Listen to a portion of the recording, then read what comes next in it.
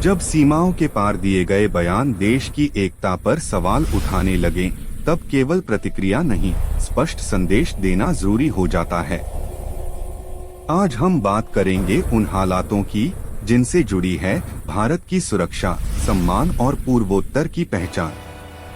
हाल के दिनों में बांग्लादेश से अल्पसंख्यकों से जुड़े मामलों पर कई रिपोर्ट्स सामने आई हैं।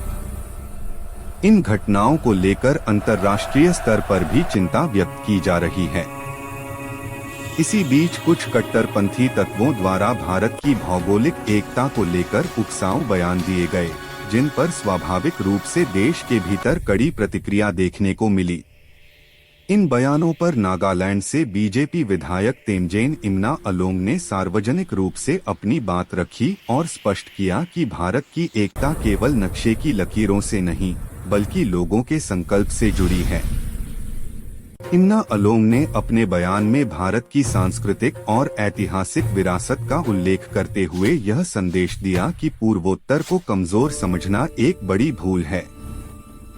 महाभारत काल के पात्र घटोत्कच और हिडिंबा भारतीय परंपरा में शक्ति, साहस और आत्मबल के प्रतीक माने जाते हैं। घटोत्कच का बलिदान आज भी कर्तव्य और राष्ट्र रक्षा का उदाहरण है।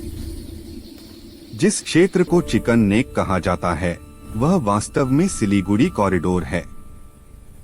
यही वह मार्ग है जो भारत के पूर्वोत्तर राज्यों को देश के बाकी हिस्सों से जोड़ता है। यह इलाका केवल भौगोलिक रूप से नहीं, बल्कि रणनीतिक और आर्थिक दृष्टि से भी बेहद महत्वपूर्ण है।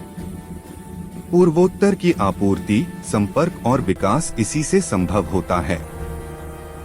इतिहास गवाह है कि 1971 में भारत ने बांग्लादेश की आजादी में निर्णायक भूमिका निभाई थी। यह रिश्ता संघर्ष नहीं, सहयोग और त्याग पर आधारित रहा है।